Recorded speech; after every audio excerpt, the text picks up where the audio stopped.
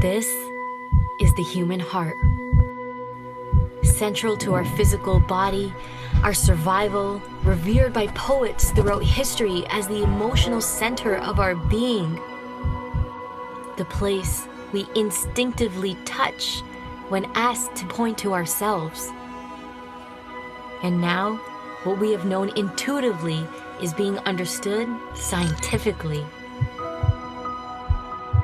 Researchers are unlocking a new science of the heart that could change everything we know about health and our interconnected nature. Coherence is a state of balance between heart, mind, and emotions, creating a favorable cascade of neural, hormonal, and biochemical events that benefit the entire body. But this phenomenon not only benefits us personally, it affects everything around us, emitting an electromagnetic field that can be measured up to 3 feet outside of the body. When you are in coherence, your heart resonates at the same frequency as the Earth's magnetic field. This frequency positively affects everything around you. When a group of people are in coherence together, this effect is magnified. Could communities synchronized in coherence lower violence, accelerate cooperation, and global harmony? This is the purpose of the Global Coherence Pulse. If we can measure the impact of thousands of people in coherence at the same time, it could lead to a breakthrough in understanding the full potential of the human heart. All you need to participate is your presence and your heart. To take it to the next level, join the research study by downloading the app and getting an HRV monitor to measure your personal coherence. The world needs it more than ever before. Each human heart is unique and magnificent by itself. But imagine what could be possible when we unify.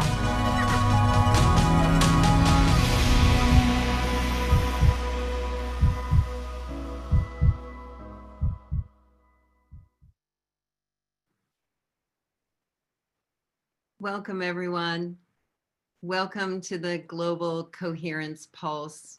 I'm super excited to be here with you today. I love these pulses. They always are this opportunity to spend some time with communities that I love for a shared purpose that I am 100% connected to, and that is to pulse the planet with our love right now when we need it most. So I'm really excited that you're here, and I'm excited for the special guests we have today and our featured Heartists, and I know that we are going to have a heart-filled time together.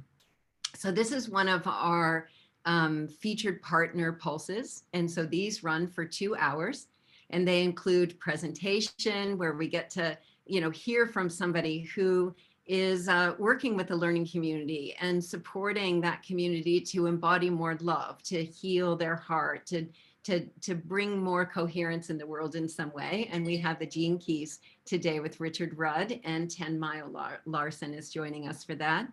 And our featured Heartist today is Entheo, which if you guys have been on a pulse before, you might have been have Entheo play for us. And I'd love to see in the chat, if you have been on a pulse before, please put that you've participated with us. And if you're new, that you're new. So this is going to go 2 hours, and our meditation, we will have a pulse meditation, and that happens at the beginning of the 2nd hour. People are always asking, when are we going to start meditating? But the truth is that right now, in this moment, this is where we get to begin, right? We can start by just putting our hands on our hearts and being really present right here, right now. And let this next 2 hours be nourishing for your own sweetheart. Because what we're feeding the field matters.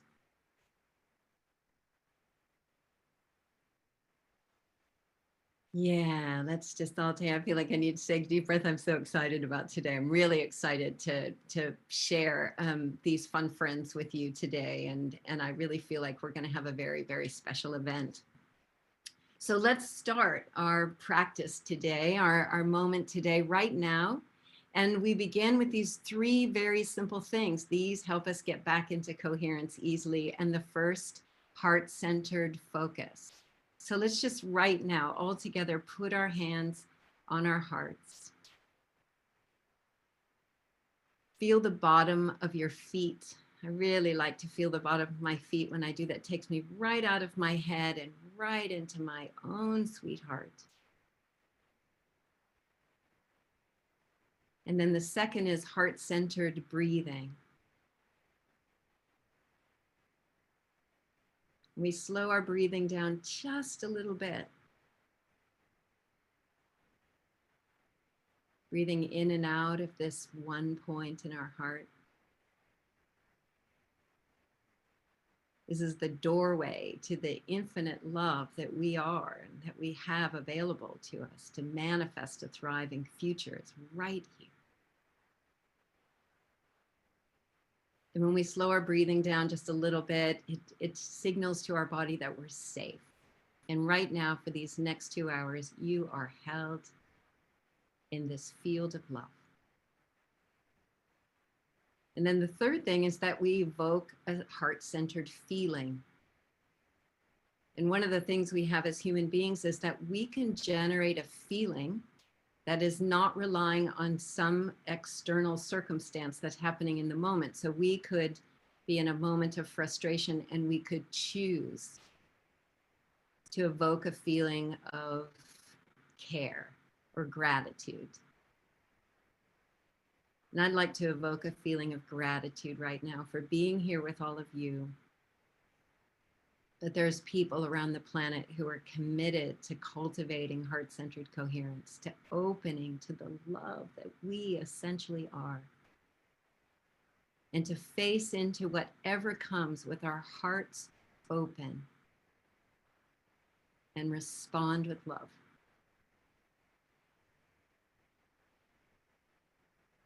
And so let's stay in this state throughout the 2 hours. Return to it if we feel like we've found ourselves off for a moment. And just touch back into our heart, into our breathing, feeling the bottom of our feet, sending gratitude to this beautiful earth and gratitude to this gorgeous community that's gathering together to open our hearts to more and more and more love. So I think Entheo is back. They had to leave for just a minute. Are you guys back? Do you want to open up your camera if you're there? Awesome. So in the Global Coherence Pulse, we like to have music throughout because the music tends to help us move into that coherent state so easily and so beautifully. And these two are longtime friends and partners, beloveds. I feel like they're in some ways like my family of my heart. If I had kids, they would be them. And we've had lots of journeys together with the Gene Keys and with lots of other things. And I'm so happy that you guys get to be here today. Entheo also is the background music for much of the Gene Keys material. So if you're listening to Richard's meditations or any of those things, these guys have been behind it. So I love that you guys are here today and that we get to share this precious, precious moment together. And I'd love for you to start us off in our coherence journey with your beautiful music. Thank you so much, T. We're so grateful to be here. Yeah, it's good to be here with you all. So you can just keep breathing into your heart. And this song is about presence and the awareness that we are.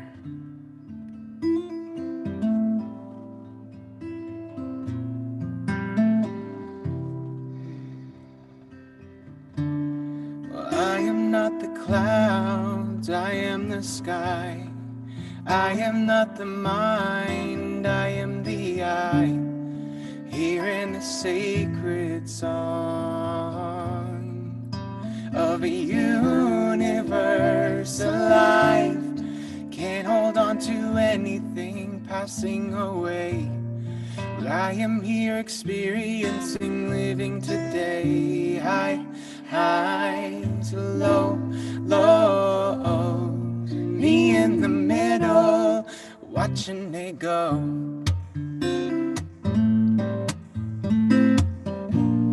Here comes the fear, oh no, watch it go.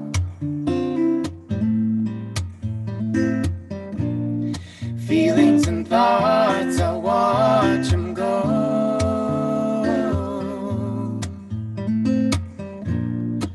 See it all and watch it go. Oh, oh, oh. Keep breathing into your heart. 'Cause I am not the memories, I am the one. Circling for centuries around the sun, burning up everything. All that needs to be released, expanding beyond the edges of my mind. Stories and seasons, reasons and rhymes, open me up to find. It's always been me in the middle, watching it go.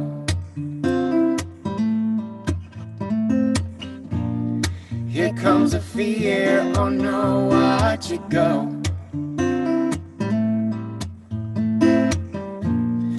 Feelings and thoughts, I watch them go.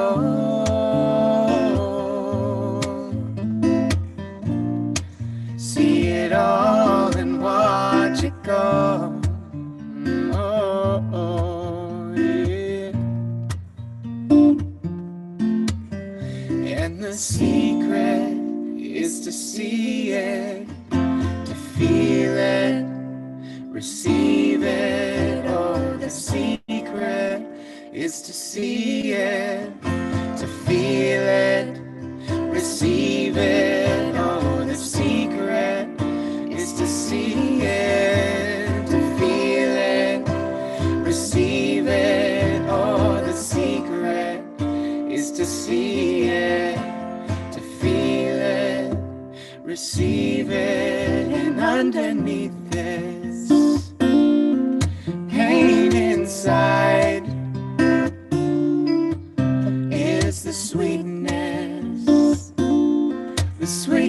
of life. Oh, oh, oh, underneath this fear of mine is the sweetness of life. Oh, oh, oh, oh. The sweetness of life. Oh, oh, oh, oh. The sweetness of life. Oh, oh, oh, oh. The sweetness of life. Oh, oh, oh. The sweetness of life.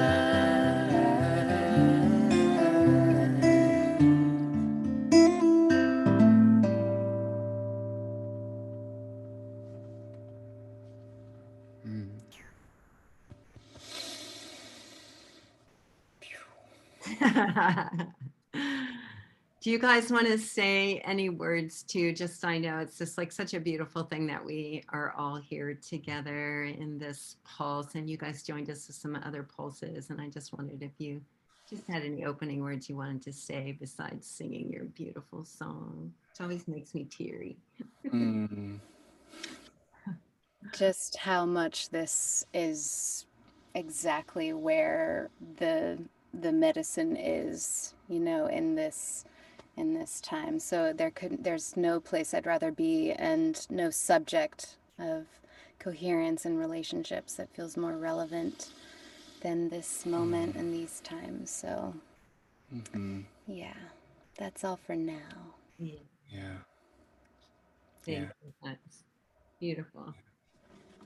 All right. Well, I am going to introduce Well, I'm gonna have a special surprise for introducing Richard and Tanmayo today, and I'm really excited to share the gene keys on a coherence pulse. And I can see many of you, one that have been on pulses before, and I love seeing all of your shares. And I really want to welcome people that are new to the pulse. I'm really excited that you have come to join us. And we do these once a month. And then in between, we're doing simple meditation calls and breakout groups. So there's lots of opportunities to actually be in the cultivation practice, because we really want to do this for real and grow our pulses to 10,000, 100,000. Let's get to 1 million people pulsing the planet together on a regular basis. That would make a change. So as a way to introduce Richard and Tanmayo, I have a little video clip I want to play. And before I do that, I just want to say that for me, the gene keys are one of the transmissions, one of the tools that has helped me to open my heart as wide as I'm opening my heart. It's definitely been part of my journey of unraveling some of the places where I haven't been able to open my heart because there was some wound in there, or there was some restriction or resistance. And exploring the gene keys and exploring my profile and really diving deep has allowed me to open my heart wide and to be in the current of my purpose more. And so introducing the gene keys and the coherence pulse is a dream come true for me, and I'm really excited to have these guys on. So Ian, if you would play the little clip for me. This is a clip from the introduction to the Venus sequence that Tanmayo and Richard did, and they introduced each other on this clip, and I absolutely loved the way they introduced each other. So I'm going to let them introduce each other by playing this clip for you. Go ahead, Ian.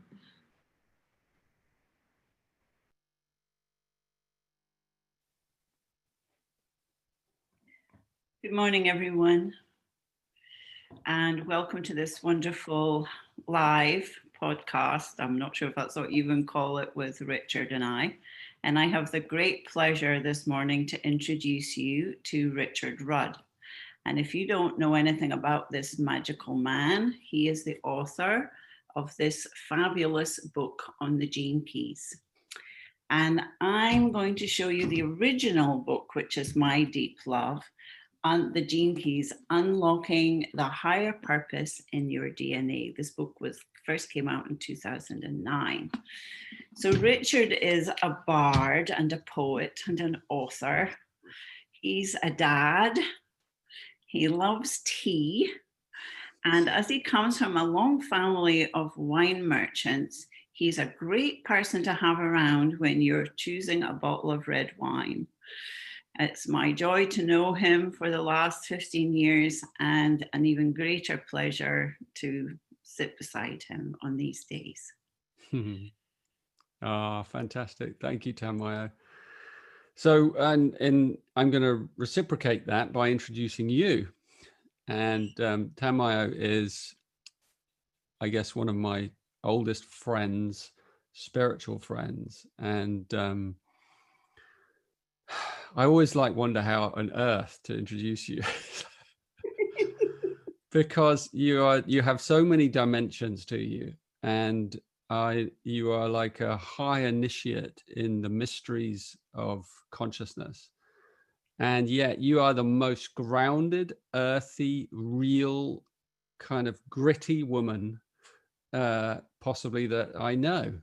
And you have a wicked Scottish sense of humor, and you're away with the fairies half the time, as well as being grounded and down to earth. So you are a paradox in so many ways. And it's a great pleasure having Tanmayo beside me. And, as we're going to do this whole journey into the Venus sequence and into this yin yang polarity exploration of consciousness through love.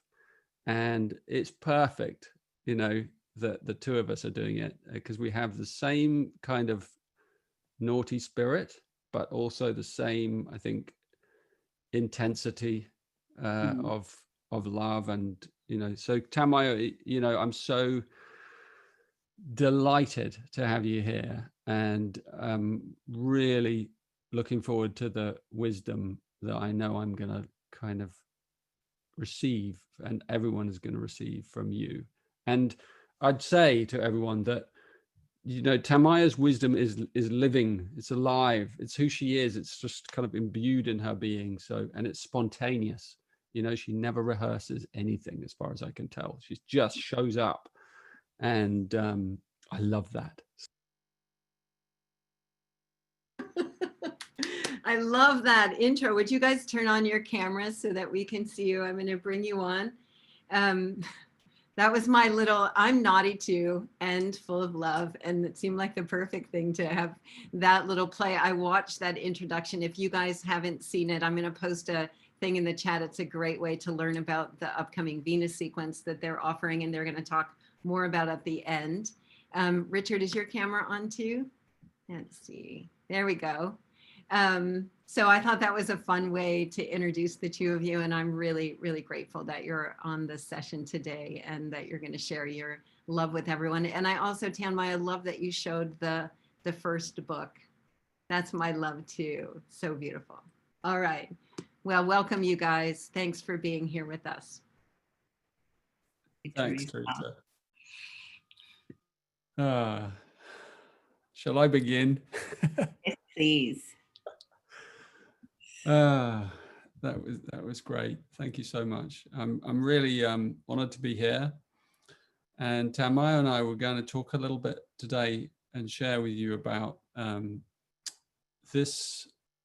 power of using our relationships as a path, as a direct path for spiritual awakening.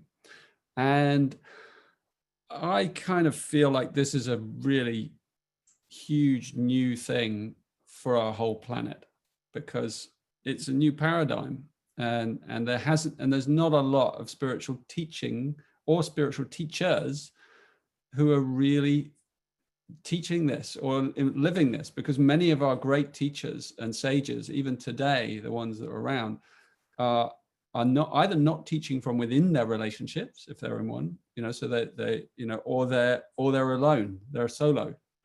And so actually using the grit of our relationships as a means to open spiritually and to open our heart consistently, that's a real edge. That's a real edge. So that's why I'm here today. I think that's why Tanmayo is also here. And, you know, the Gene Keys gives us a lot of avenues for doing that, but particularly through this one called the Venus sequence, which we're going to talk about a little bit later.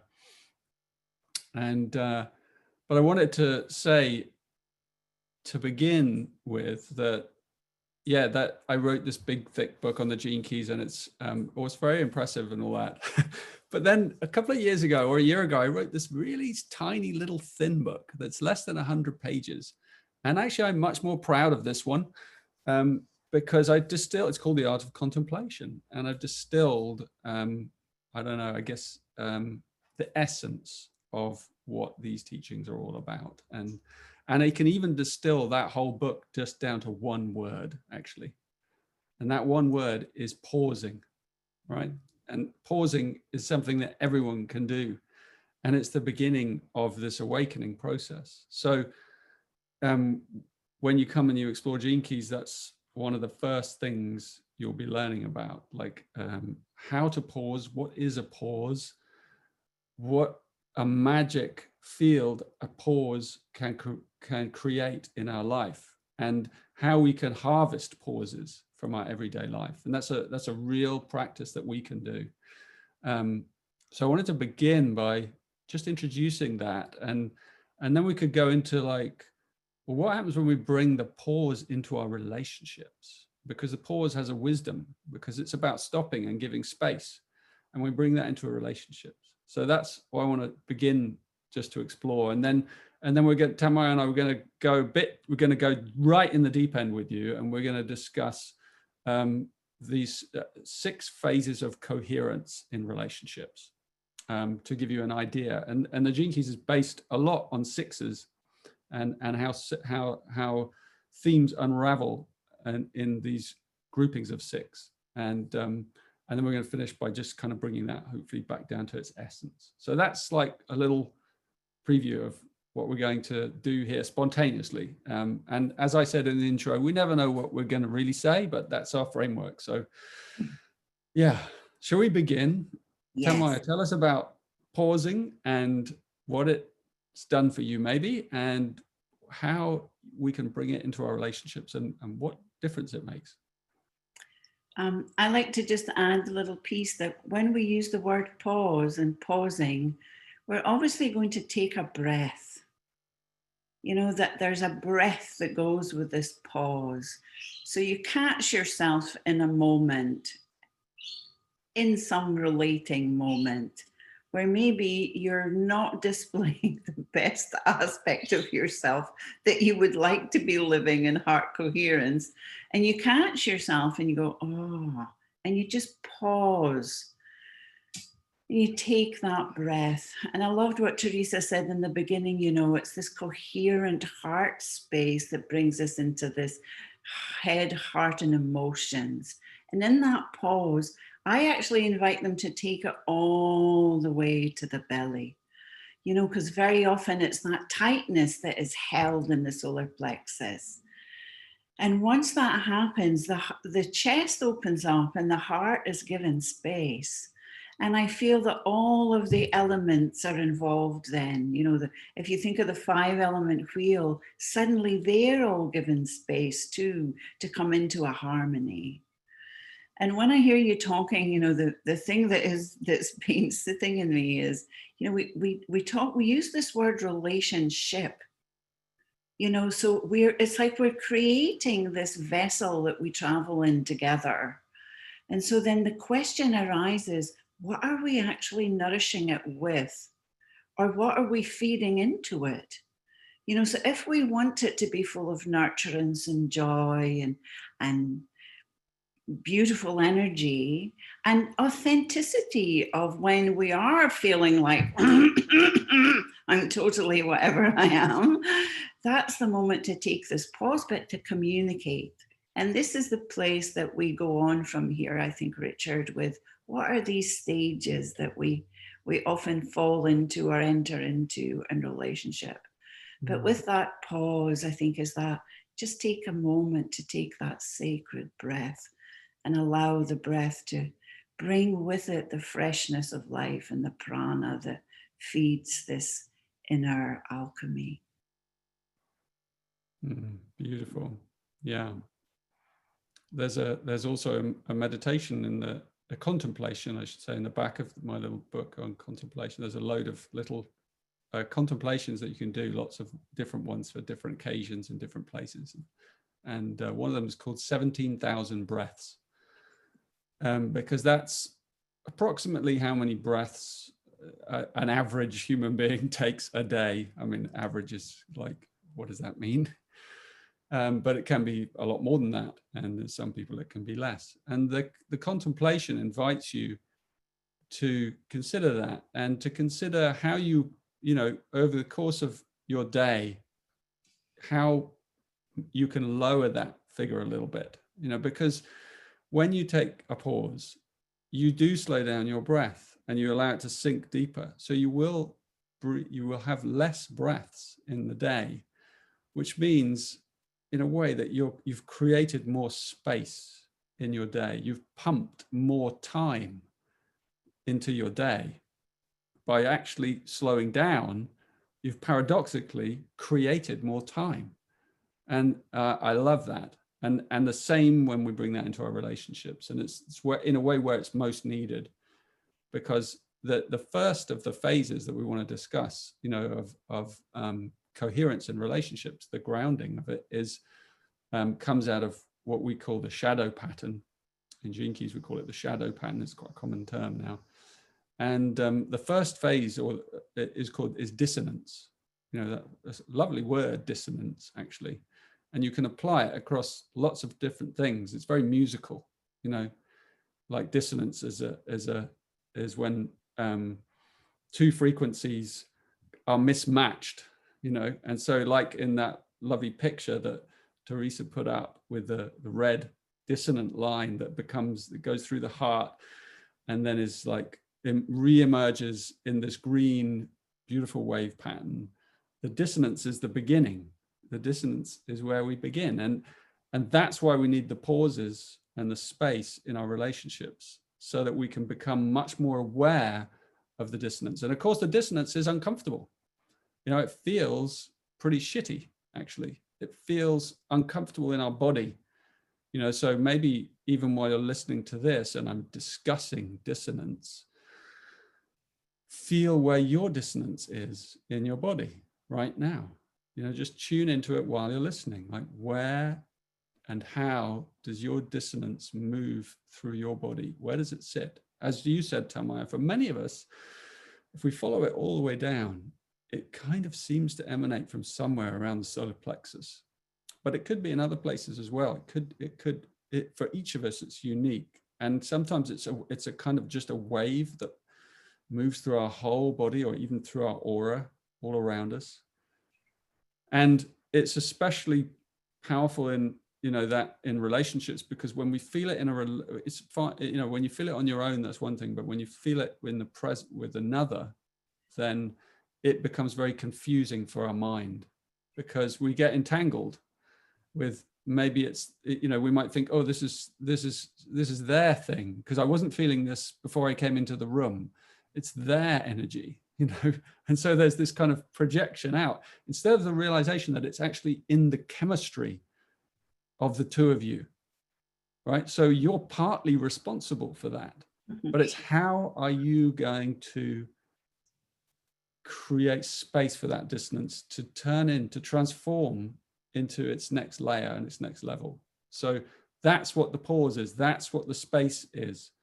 So as you said, Tanmayo, I totally agree. Like, give yourself as many pauses as you can whenever you contact dissonance, you know, particularly before you speak, because dissonance immediately, it kind of goes through the wiring of our brain, and then it activates these neurocircuitries in our brain, in our hindbrain, the reptilian, older parts of us that are connected to our old ancestral wound patterns. There might even be like collective wound patterns that we carry, but they're from our childhood as well, where we felt unsafe. And then suddenly it triggers a whole series of speech codes to come out of our mouth. A lot of this happens unconsciously. And those speech codes come out of our mouth, and immediately they propagate more dissonance in the other person, you know, usually. And so dissonance, what it does is it just feeds itself and creates more dissonance. So anyway, that's the sort of story. But what I'm trying to say, and it's the last thing I'll say, and I'm going to hand over to you, Tanmayo, and you can kind of take us like on in the journey, is dissonance needs to become our friend, not our enemy. We need to, that's what the pause is. The pause is like, okay, I'm going to let it in. It's the ground. It's the foundation of a process that ultimately could be very magical. But we have to give it that bit of space so that we can treat it as a friend, and then we can respond differently instead of react to it. What do you say to that? Love it. I think it takes us to the next piece of, you know, when the dissonance is there and we go into feedback loops, you know, which is really what you're talking about. And very often, you know, in the feedback loop, the first thing that happens is you said or you did, you know, and suddenly we're already projecting. And the moment that you start to hear yourself too, you'll hear your tone. You know, you'll notice the tone that you're using. And this is a moment of noticing how much of that old shadow conditioning energy is just pouring through. And it's just, and then the other starts the same thing. And if we really think about this, you know, these are conditioned patterns that came from parents and parents. So really what's sitting there is two sets of belief systems that suddenly are dissonant. And, you know, there's another word for this that we use in Gene Keys also, which is in a particular Gene Key, which is discord. And But my grandmother used to say this, and I've actually read it somewhere recently, which is, you're just not of the same heart. So something happened, and suddenly you're in this shadow feedback loop of either avoidance or denial or escape or blaming or whatever old story or whatever attitude is pouring out. But if you can take that moment of noticing and going, oh, we're doing this thing again. And very often you're not even there. You know, the purity of being that you are has just, the fire has raged through. And I love when you say it would be really good to pause before we speak. And some of us, that just doesn't happen, you know. The fire pours through and you're just talking. And sometimes you want to stop, but the words are pouring out of your mouth and you wish you could just reel them back in really quickly because you've suddenly become aware of the pattern. But in that moment, you can just take that breath and remember that this person in front of you, whoever they are, is actually existence looking back at you. And this is a moment where we can enter into the transformation and transcendent nature that we're really all looking for as we come together in this heart coherence circle, so that this is the place where we can start to really find the truth and the love and the wisdom of what we really need.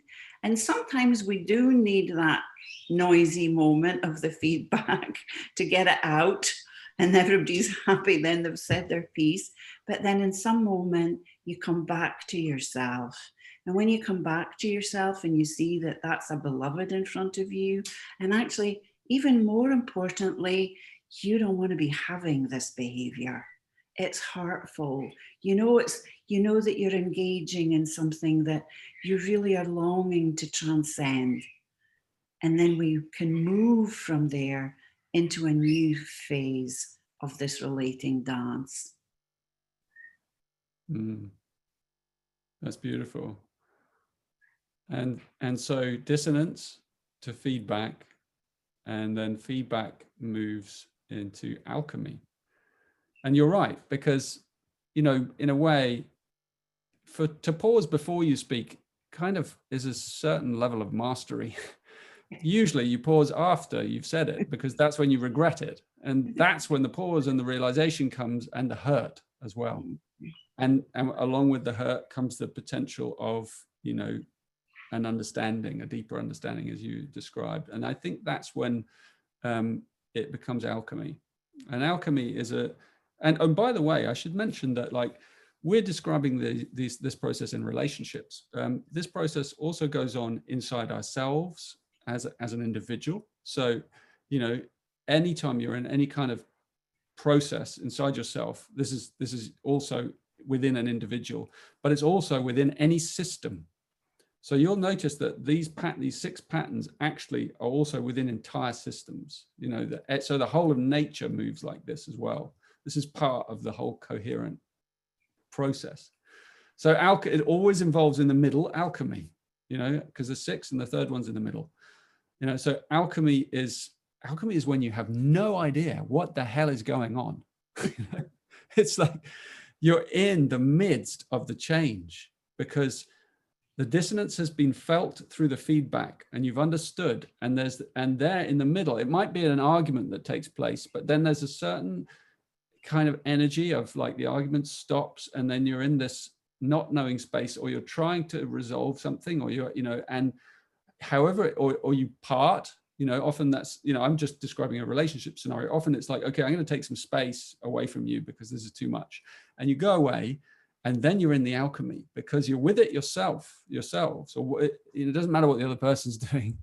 You know, it's just that you're in it and you're feeling it, and you can feel the turmoil and the churning, and you're like, oh my God, I don't know how could I, you know, what am I supposed to do with this, you know?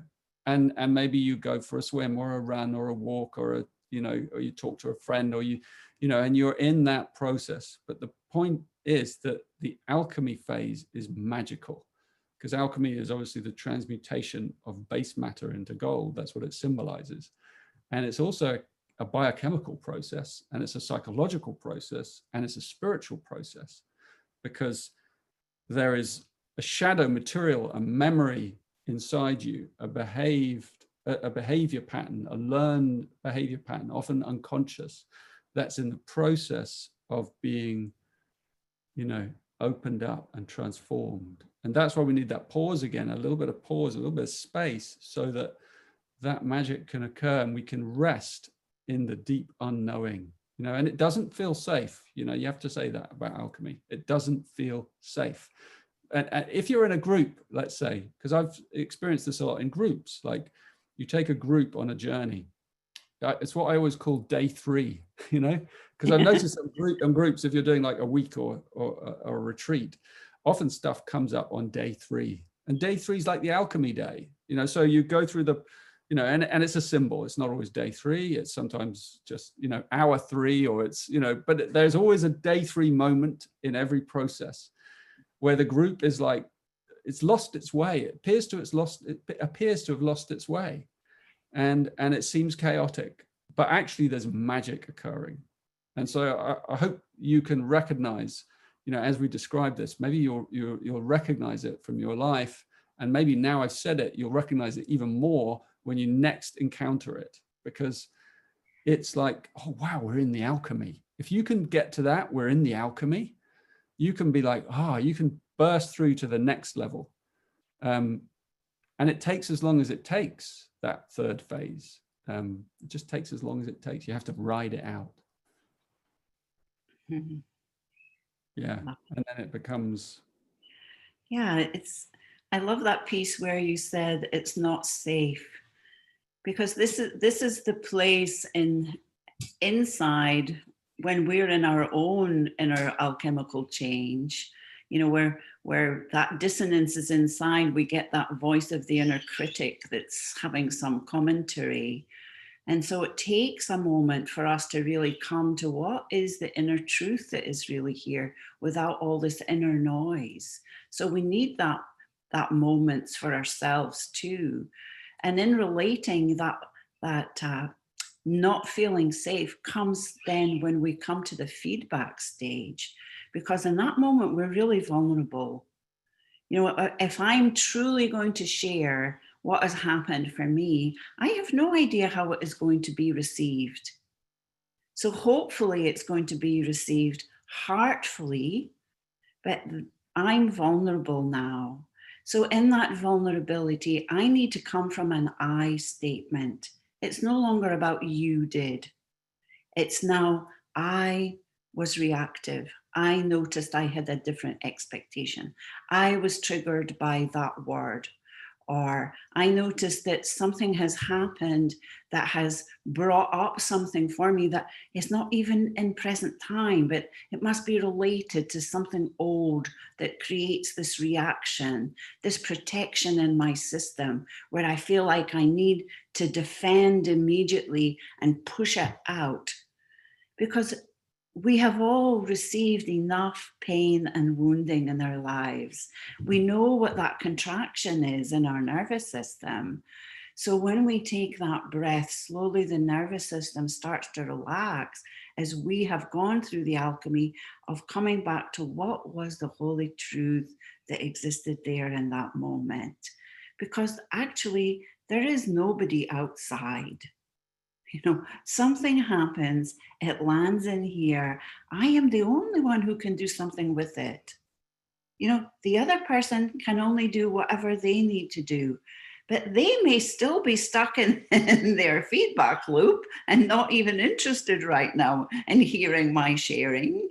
And also, there are times where when you said you need space, sometimes we have to go to the other ends of the house or take, you know, if it's a friend or your sister or a colleague or whoever, you might need time to just breathe your way through it, to let it all, to really come back to yourself. Because another piece of this is needing to be right.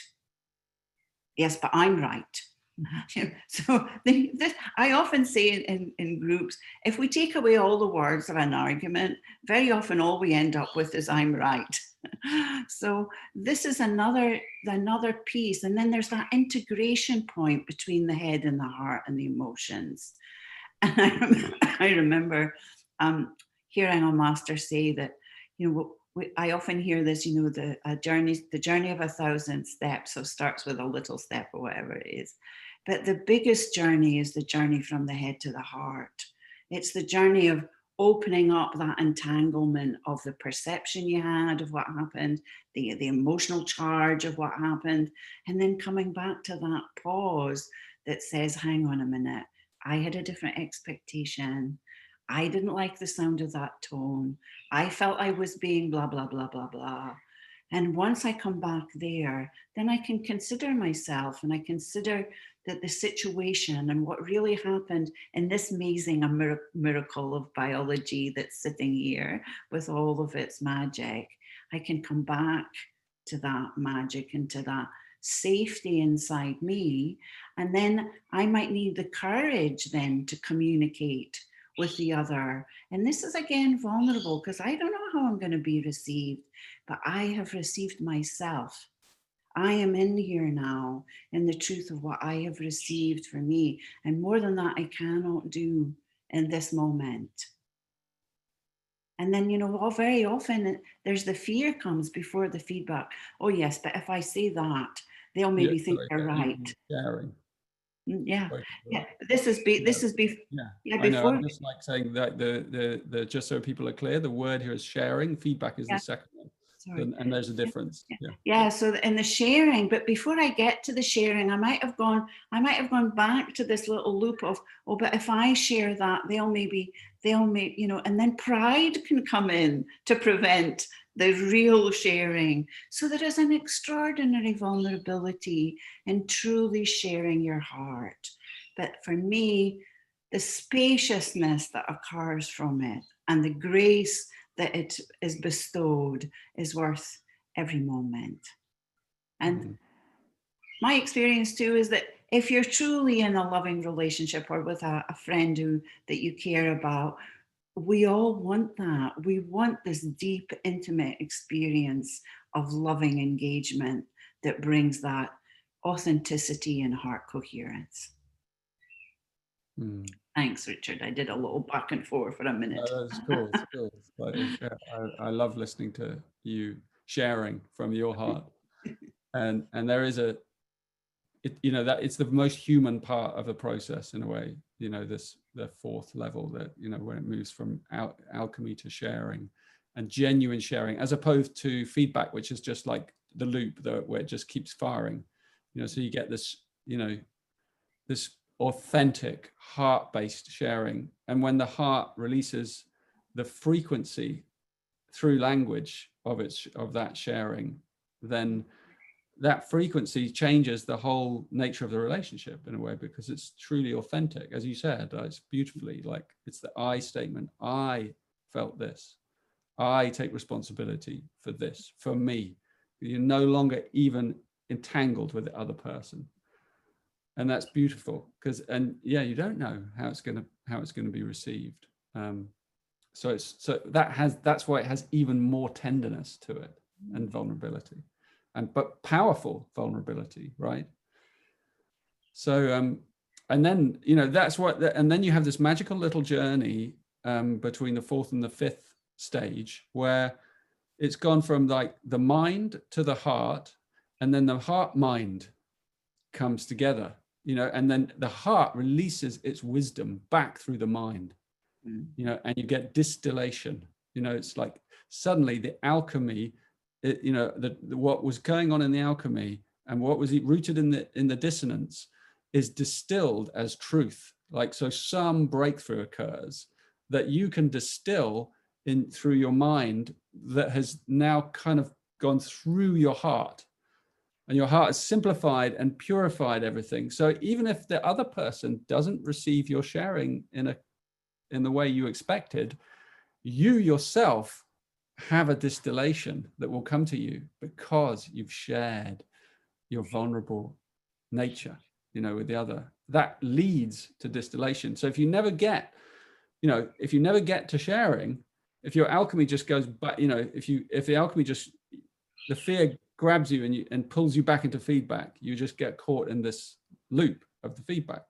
But if you have the courage to like make that leap into the pure sharing of vulnerability, then you will be guaranteed to get to the distillation at some point. Again, you never know when it's going to come, because the distillation is like, it can be like suddenly you kind of feel like this, oh, I understand something. Something's broken through inside you. I understand why I did that.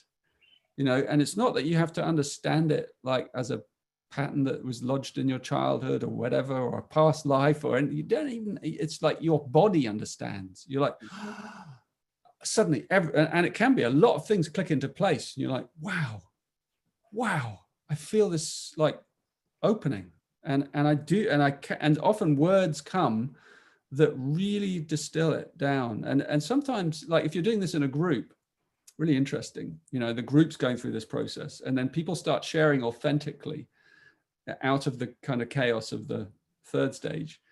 And it starts to open up the fractal of the group. It starts to open up people's hearts, because they're listening to these heartfelt souls speaking out their pain and just share.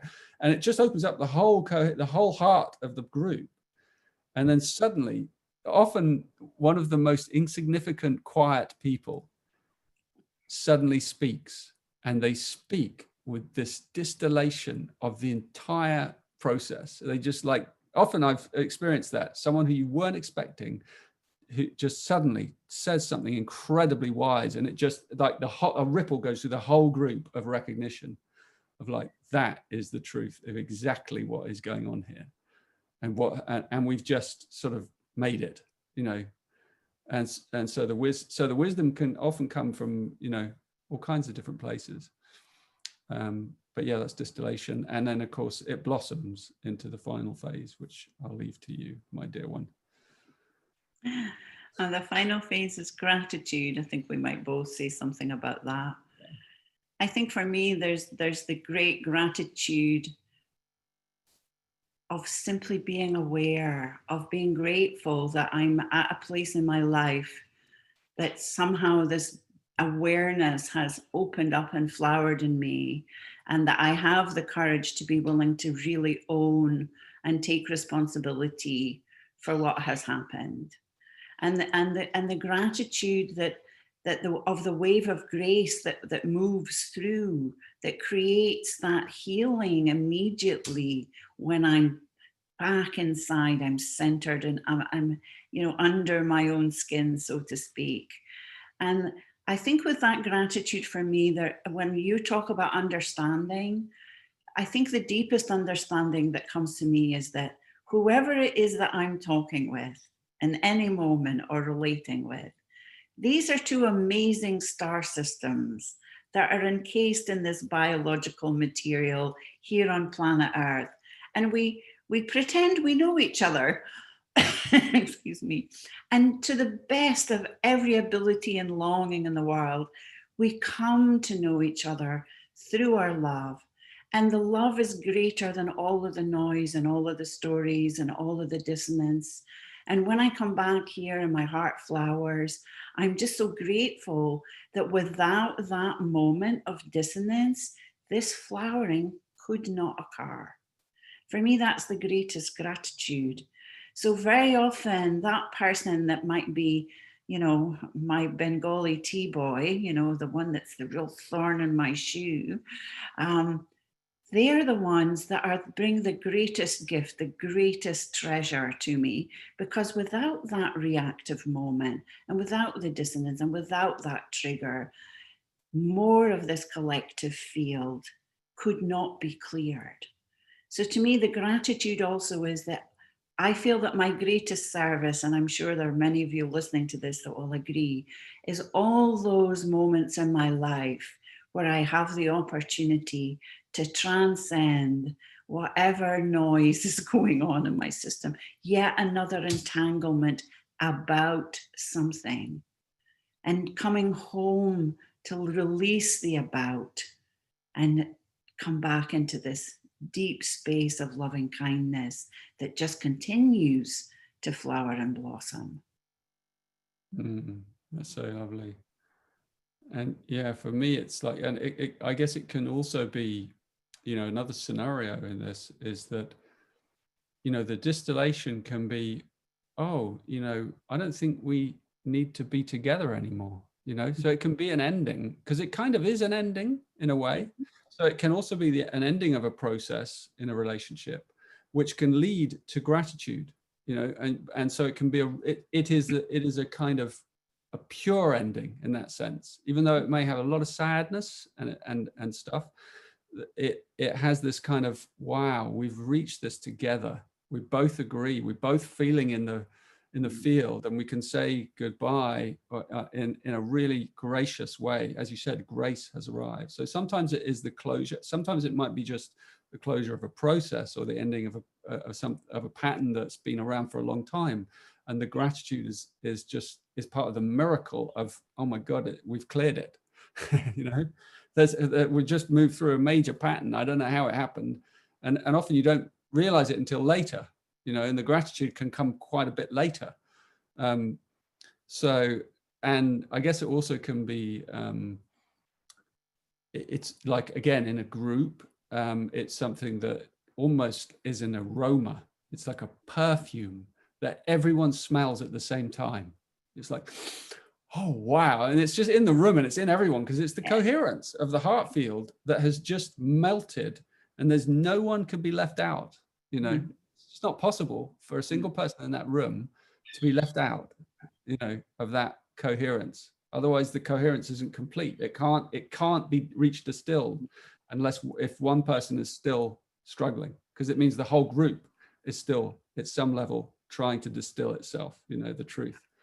So yeah, that gratitude is so sweet. It also can be, if you're in a relationship for a long time with someone, the gratitude just goes on growing, so you reach deeper and deeper layers of like, wow, the more I know you, the less I know you. It's like, because it just you think, you might think, God, you're living with someone that long, you really get to know them well. And actually you realize that they're more and more mysterious, because the whole cosmos is in them. And this gratitude just builds in the relationship as the love goes on flowering and flowering and flowering into other new places and new arenas. So it's like, it's really a powerful process, this alchemy of, and the final thing I'd say is that the gratitude also returns, the sixth line returns to the first line, so it's like there's a completion, like the gratitude even goes towards to the dissonance. It's like, I'm so grateful that we had that fight, because we wouldn't have come to this. And then it builds our courage the next time we meet dissonance, because we then we can get into a space where, when we've had these experiences enough, then when dissonance comes, we can be grateful for it immediately. We can be like, oh, wow, dissonance, fantastic. I know this is going to be a journey, but I know what this journey leads. I know it's going to take every kind of morsel of my courage, but I know where it leads because I remember. So the gratitude can even be for the dissonance, and that's the most beautiful thing in a way, because then we're grateful even for our wounds. Yes, and I think that, when I just want to add one little piece, when you talk about when you've been in a relationship for a long time, sometimes what I see, over years of working with people, I see, we can all get stuck in an aspect of the process. We never get to the place where that alchemy really moves through. And very often it's exactly what you said, Richard. You've got this idea that you know the other. And so you're seeing them through the lens of your opinions about them. And even if they're doing something magnificent, I've watched that, and couples, the other cannot quite see the magnificence because they've made up their mind, oh, he's like that, or she's like that. Oh, no, he doesn't like that. Oh, no, he doesn't like this. And there's no moment of asking freshly now.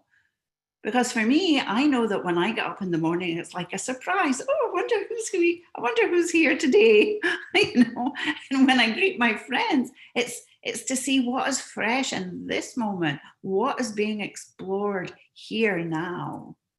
So this is one of the beauties of this process. You can really see yourself somewhere where maybe you need some forgiveness, or you're still wounded and you don't want to let go.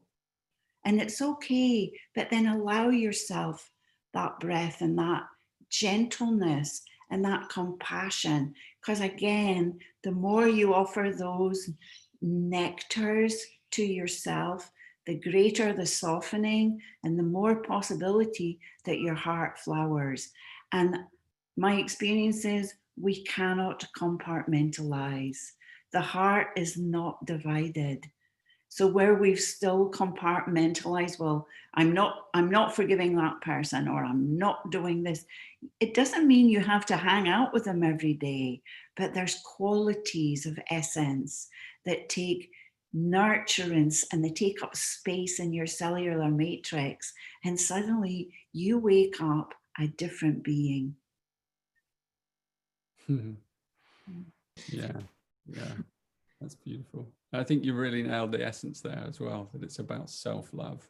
And that's what our work is all about with the Venus sequence. So self-love. Thank you. That was so beautiful, you guys. I feel like everybody, I've been watching the chat, and while Entheo is playing some music for us before the meditation, I encourage you to look at it. And we've all been drinking of that nectar that you just spoke about, Tanmayo. And, you know, in our pulses, we're always kind of coming to that state of gratitude and knowing that that's the place where we have access to this love that just is ready to burst out. So take a minute for the two of you to receive the nectar from the community and what they received from your sharing today, because it was just really right on. And we'll have Entheo play us some music so that we can just kind of marinate in what you shared before we go into a meditation. So Entheo, how about a beautiful song to carry that beautiful transmission deeper into our hearts.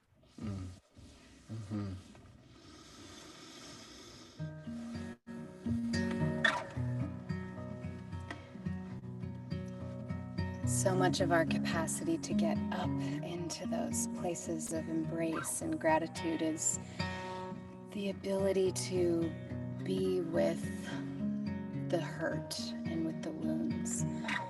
And this song is a love song to the sacred wound,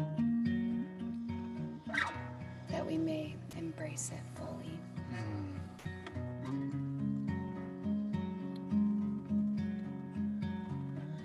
I am stronger than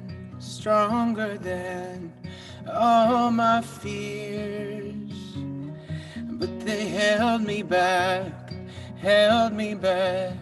all those years.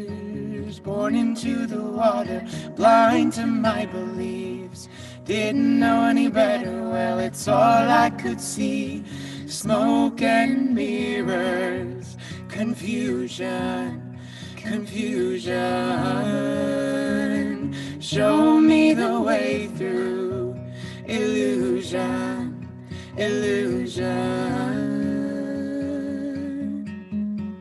Oh, the wonder of this womb.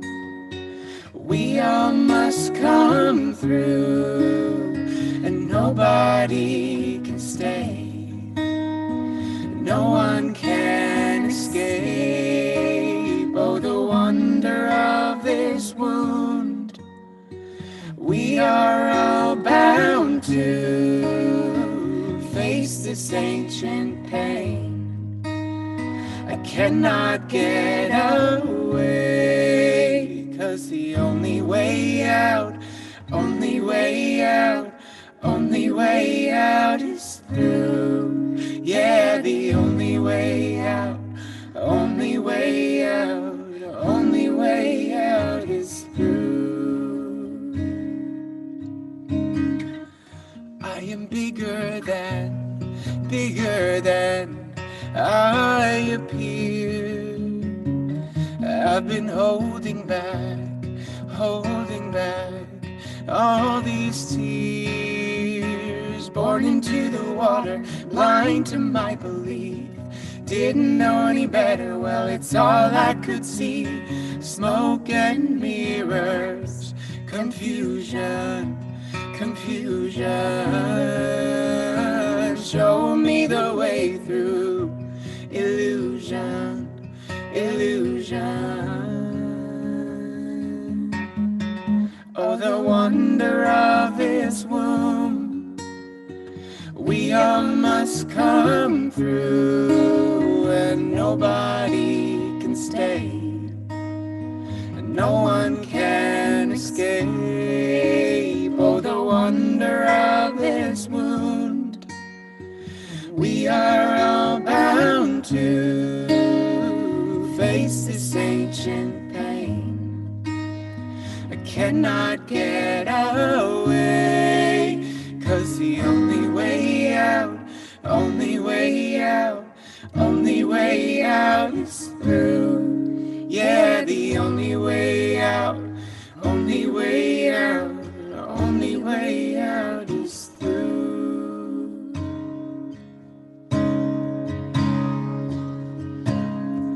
And when I feel about to burst, the pain is coming on like a curse. I'm never gonna wish it away. Allow, accept, embrace. Allow, accept, embrace.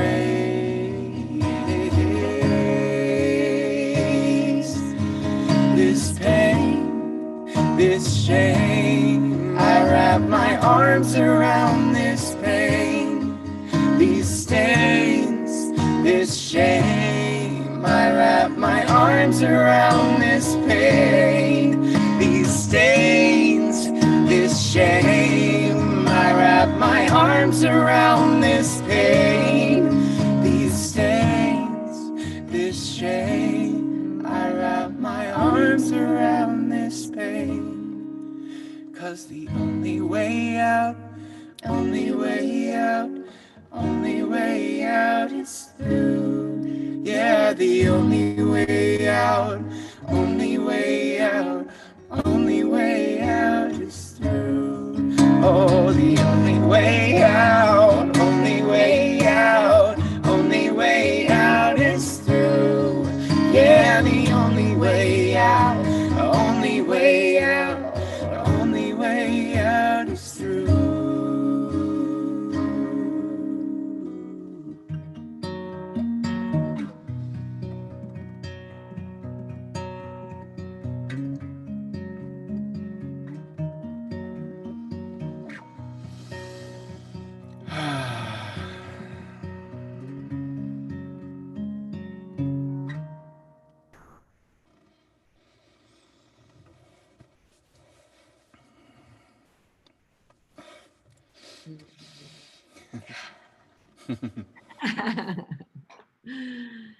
Really, this feeling that we're all feeling, let's just let it just keep kind of pouring out of our hearts into our environments and into the space around us and out into the world as we join on this pulse today. And Theo and Amma, some of the comments in here, of course, are about the potency of your lyrics.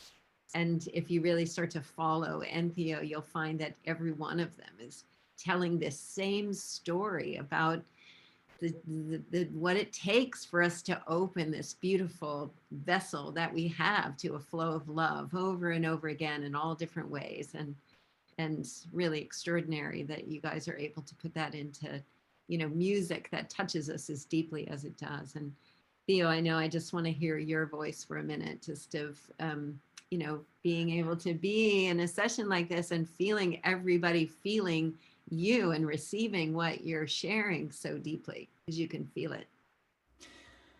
Yeah, I mean, I just feel called to share just the humbling journey it is to, like, be an artist, be a musician, be a songwriter, to write a song that is like, I'm drawing from the gene keys: allow, accept, embrace. I'm drawing from the presence process. The only way out is through. I'm putting this wisdom I'm distilling this wisdom that I've received into these songs, and then how humbling it is to live it.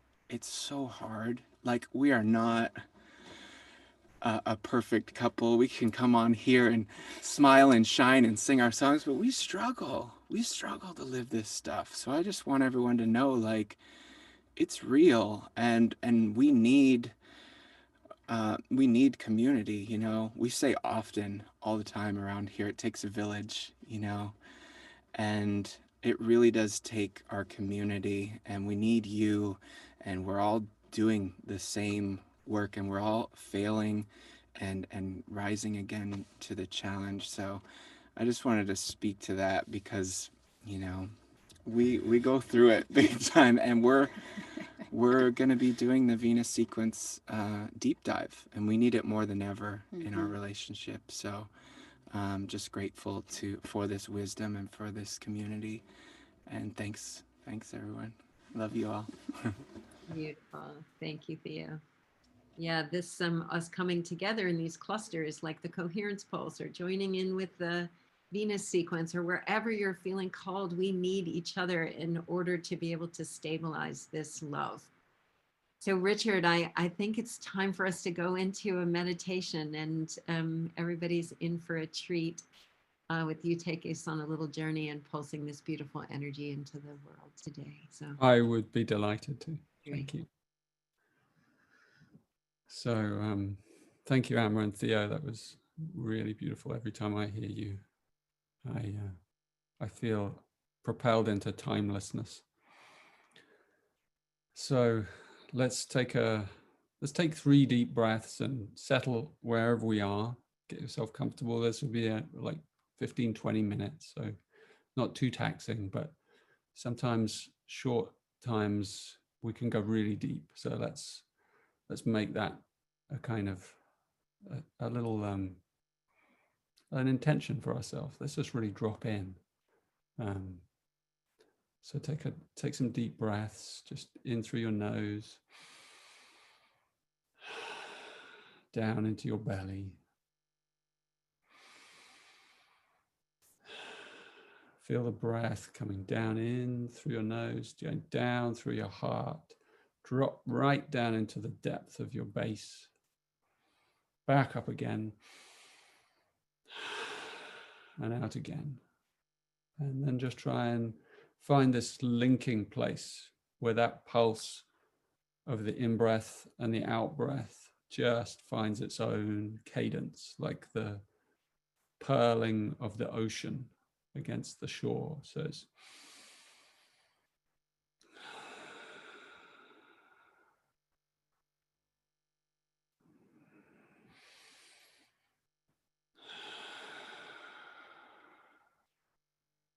and just find that inside yourself, your own rhythm, your own way. You don't have to make a sound. There's no right way or wrong way. Just finding that loop, that connecting loop within your being, of your breath. And close your eyes and let yourselves just drop. It's all drop together down into that pulse.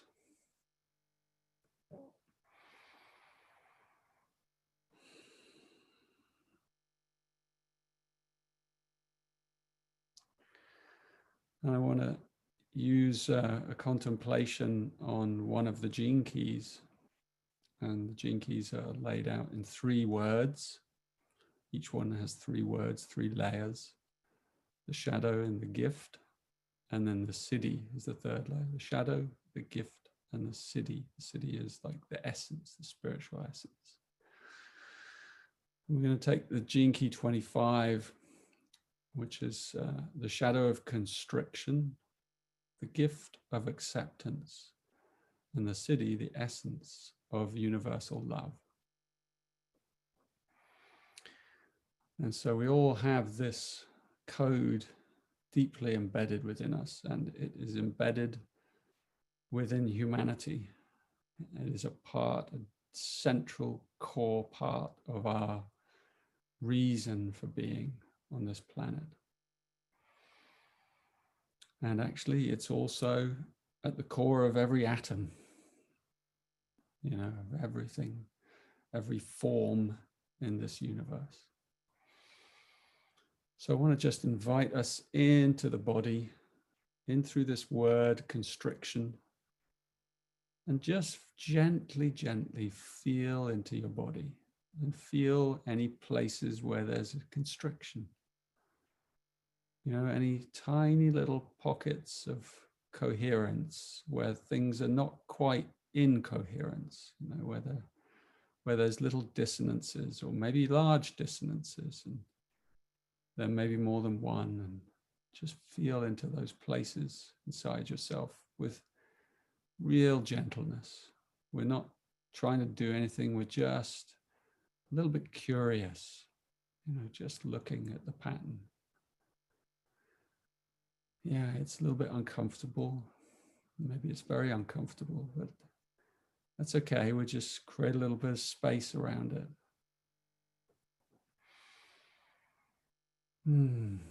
Let that breathing create a little bit more space around that feeling.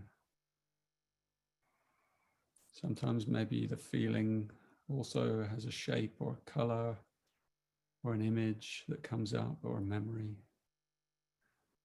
And it's also okay if it doesn't have any of those things, if it's just a feeling or a tremor, or you're not even sure if it's there. Perhaps it's a kind of numbness. It's a place you're not sure of inside yourself.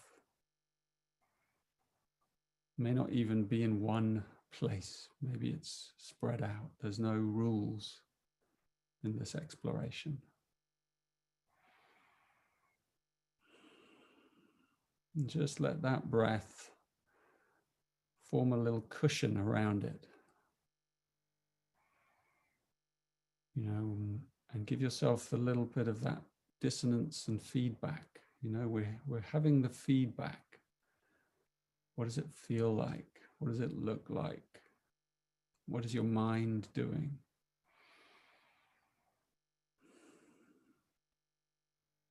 And just feeling into it. And you'll find also that it's probably connected with our past. And maybe we experience it as a kind of negativity. And perhaps it emerges in our life as something we call a mistake, or something we've made, or something we often make, or sometimes make, where we harm ourselves or we harm others. And all of this is just human. Just want to have the courage just to look at it.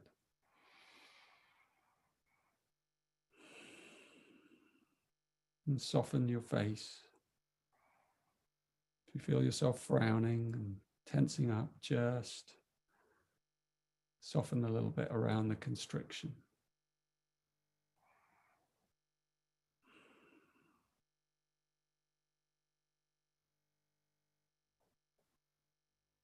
And know that this constriction is a seed,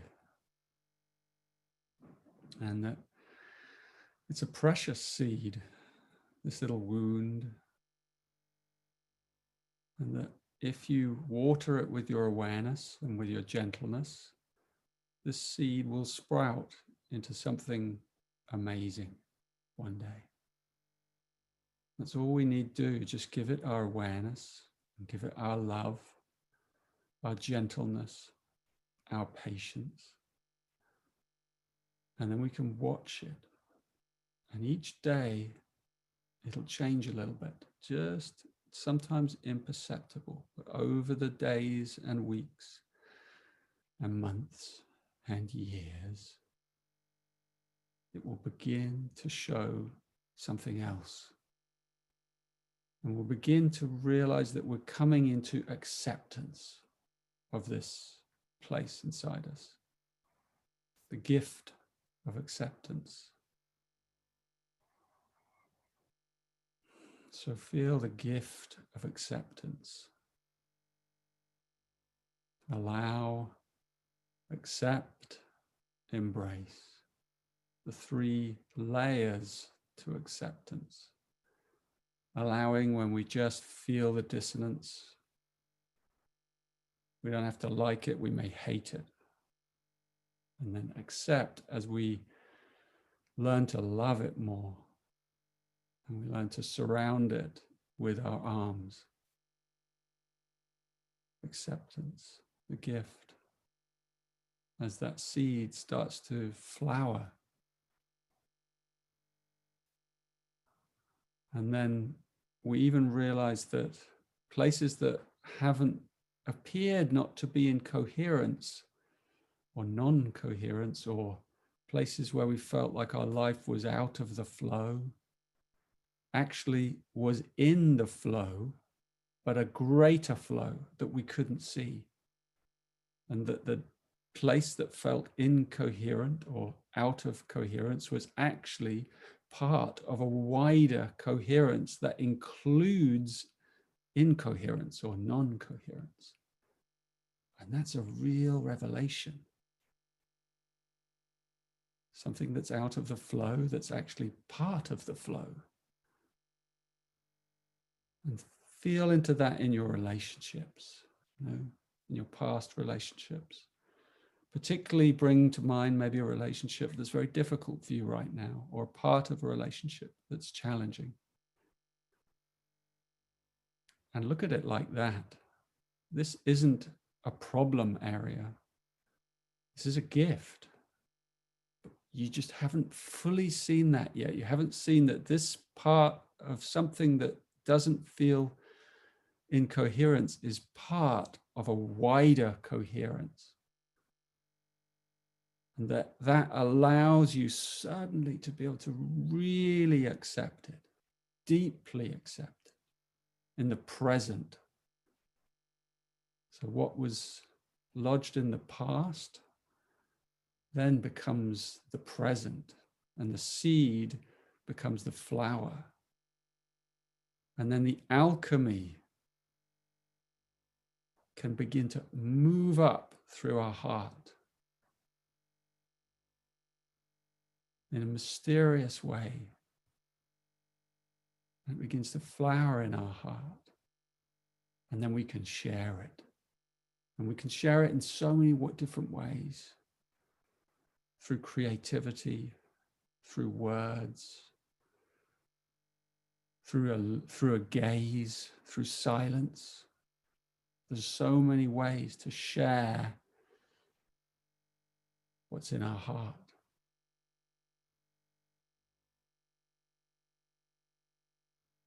So just feel that flowering, the potential of this constriction to flower into deep acceptance. We don't even need it to change in acceptance, deep acceptance. And joins deep acceptance as deep patience. Deep patience. Like you could wait for all eternity and it wouldn't matter. You can be that generous with this wound. And then that's the environment it needs. That's the exact environment that this wound needs to heal.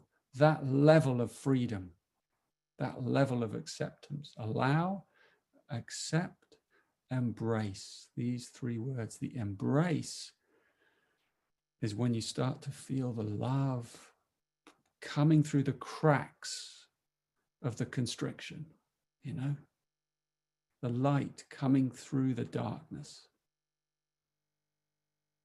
Because you've wrapped it, you've enveloped it in gentleness. And then that love starts to break through in all kinds of different places in our body and in our being. It's miraculous. And we hear maybe the words of great teachers, people, like the Christ, saying things like, break open a stick and you'll find me in there. This love is everywhere. It is at the core of creation as light, even in the deepest darkness. We realize that darkness isn't the absence of light. Darkness is actually even more intense light. It's light that has become so intense that we can't see it. It's intense. It has so much love in it, the darkness. It's a sacrificial light. This is what we call the siddhi, the embrace, the fruit that drops after the tree has flowered. So we move from the seed to the flower to the fruit, from the past to the present to the future, and all three, the future is enveloped within the present, and the past is also within the present, and the future is within the past, and the past is within the future. And suddenly our body, our whole being is able to distill the nectar, the essence, the distillation of the grace, the wisdom of our heart, the heart wisdom, love wisdom. And we feel it emanating through our body, through our being, showering us with a radiance. And that's where we touch perhaps the gratitude. In our own time, we can feel that gratitude showering us, showering down the top of our head, like nectar, like honey, just oozing, pouring down your body, the light of consciousness. And then, imagine you're in a tiny boat, this relationship, this ship, this tiny little ship in the middle of a huge ocean, huge, flat, calm ocean. And just pan out and look at that tiny little ship, relationship. And realize that, the difficulty, the pain that's in that relationship, whichever one it is, or all of your relationships, all on this little vessel. When you're in the boat, it seems huge. It seems everything. But then when you pan out and you see the whole ocean and the tiny little boat, it's just a tiny little thing. And it's floating in this vast ocean. And the ocean is bliss. The ocean is bliss. Consciousness is bliss. And the mystery of that, how is that possible? This tiny little wound floating in an ocean of bliss. That's what you are. That is what you are. That is what our relationships are. These little ships, these little boats, drifting in these vast oceans. So just let that bliss that's on the fringes, let it in. That's our challenge. Let it in. Let it envelop that little boat. Let it enfold all those beings on that boat. Let it come up through the cracks. Let it permeate every aspect of discomfort in our body and in our lives, in the world, on earth, right now. That's what we are. We can get easily distracted by the goings on the boat, on the deck, and the problems and the difficulties and the challenges, and the boat may sink. But even if the boat were to sink, what would we become? Bliss. Bliss. So we allow that bliss in. We allow it. We wrap our arms around the pain. And we are both those things. We're both the pain and the bliss enveloping it. And this is how we water that seed inside us, the seed of our suffering. And this is how we get to this place of gratitude, by moving through all these layers inside. And all we need is patience, gentleness, some pauses, some love, maybe some humor. All these things that we have already inside us. So take a few deep breaths.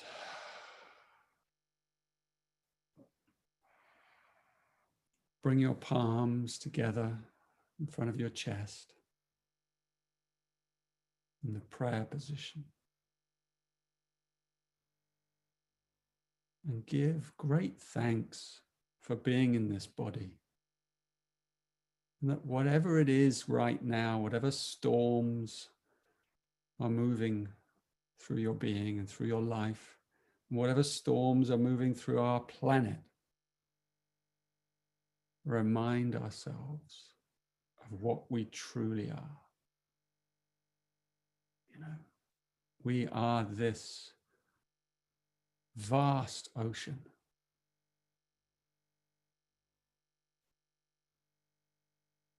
This vast ocean of love. And this ocean connects every single one of us together with this pulse, with this global coherence. And that if we and when we stay rooted in this place, in this gratitude, even for the dissonance, then we will always know that we are safe. We will always realize and remember that there is a reason for everything. That even as our entire planet moves through its alchemy, we know where it's heading. We know that it will move through these phases and that eventually it will come to that place of gratitude, and we will be there. Because in this heart space, we touch eternity. We are at home, and eternity is our home.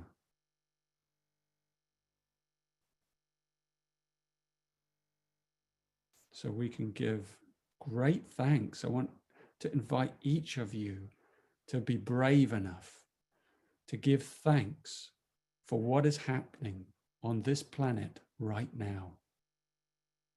To give thanks. Even for the difficulty and the pain and the dying and the fear and the suffering and the increase in suffering and the extinctions and the craziness and the insanity and all of it. And our fears for our dear, beautiful planet. All of this is part of the alchemy. And this is something that we can each trust deep, deep, deep within the cells of our being. And we can trust our specific movement through this period, you know, and that we build coherence and we will build love in our relationships and we will build community at this time of difficulty. These are the most important things we can do. Healing these wound patterns in our relationships, strengthening and nourishing those relationships, and then building stronger community together. Because that is going to be our ship that's going to weather any storm that comes our way. So give thanks to yourself as well for your courage, just at being born during these times.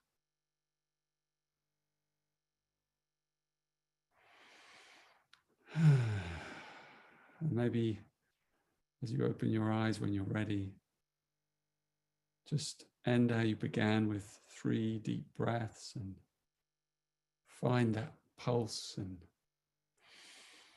tune into everyone that's here, several hundreds of us, and anyone else that's listening to this in the future moment of their now. And we send each other our coherence and our love.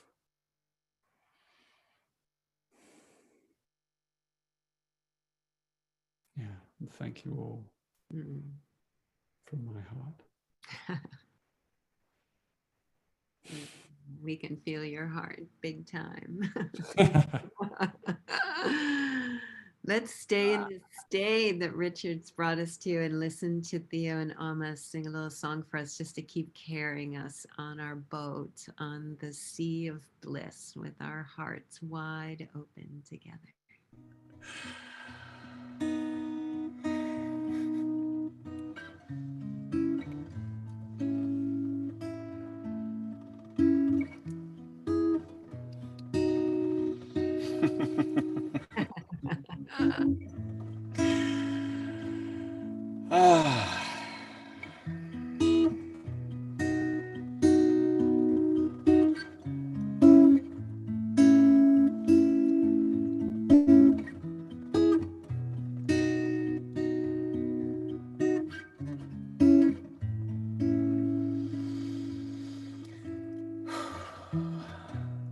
Searching for gold and we found it. So the story goes, deep in the darkness. Insofar we lost our way out, but we carried on, diving deeper down, holding on for life, gasping for air, lost in the night. Oh, it was everywhere, till the echoes from a long, long time ago began to pull on the strings of our soul. Up, up and up, up and up we go. Down, down, down, deeper down we know. The morning light is only sweet because of the night. It's the dive, the climb that makes the journey of life. One moment stretching on forever. Asking how can we make it better? On the shore, there's a door opening more. We're moving towards our home in this Shambhala home. Hale Shambhala Om. Hale Shambhala Om. Well, this is music, this is medicine, blended with intentions to pour life and healing into spaces of forgetting who and what we are. All the places still sleeping, deep in the wondrously clever and convincing trance. The dream of separateness, seeking solutions in the darkness. Awaken, awaken, awaken, awaken, we can awaken. Oh, we can awaken. On the shore, there's a door opening more. Towards our home in this Shambhala home. Hale Shambhala Om. Hale Shambhala Om.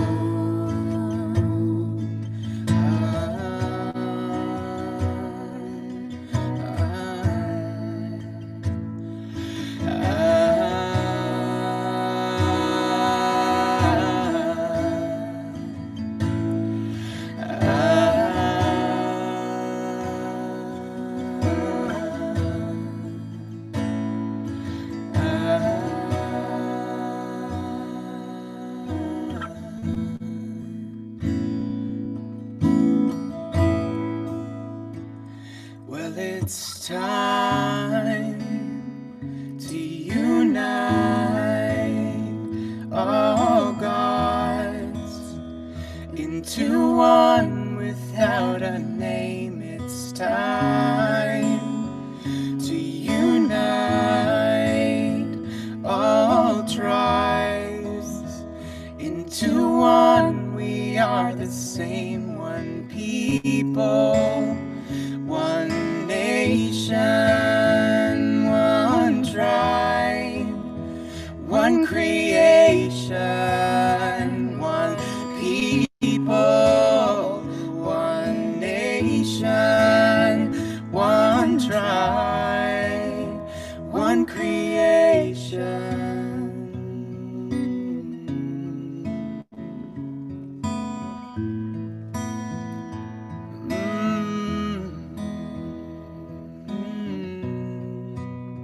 So as we feel lost at sea, in this bliss of eternity, and the pain and the wounding is all we can see, remember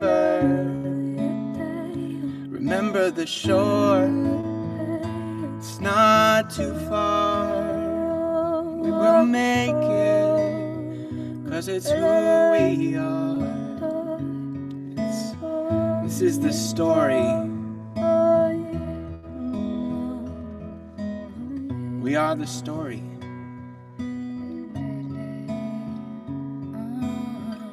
And this is the work that we do to find our way home.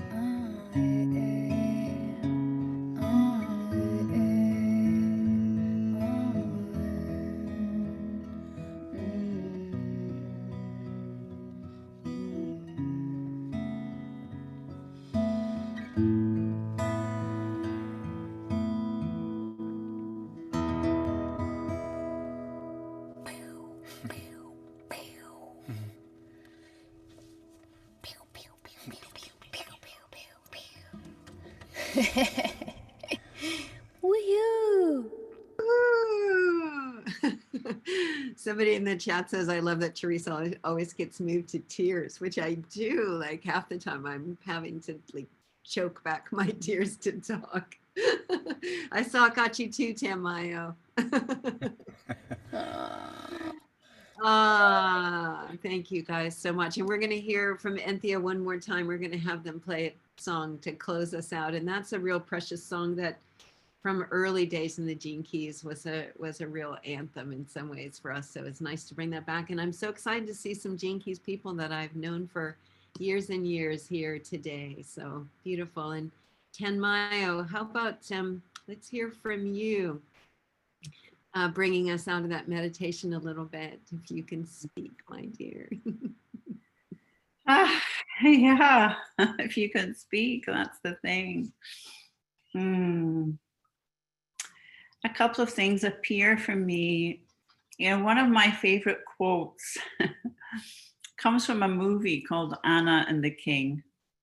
And it's a beautiful quote that says, if love was a choice, why would we choose such exquisite pain? And somehow there's this, for me, it's that paradox of existence as we explore this embodied form and move through this period that we've all said yes to in one way or another. So there is no question that there are some sacred wounds that are needing healing, and the great news is that it's possible. And alongside that quote, always in this crazy makeup of me, comes Hafiz, which is, the subject tonight is love. And in fact, for tomorrow night, I'm just going to paraphrase, for tomorrow night also, in fact, I cannot think of anything better to talk about until we all die. So obviously, this is the core of it all for me, is the qualities of love. You know, in our English language, we say love, but in so many languages, you know, there are so many nuances to love. And I feel that with every opening, there is yet another nuance to love that brings us into these substances and these qualities of essence that simply flow through us. There's fiery, passionate love. There's sweet, tender love. There's just all of these sweetnesses that are possible. And they can only occur as we really put our feet on this road to this real power of healing this ancestral wounding. And much of it is not even our experience in this lifetime. That's the door that we open to the bigger portals of this whole collective field that is looking to elevate itself in a way that we come back to our innate dignity together in unity. Beautifully said, Tanmayo. I would just like to say that the subject tonight is love, and for tomorrow night as well. As a matter of fact, I know of no better topic for us to discuss until we all die.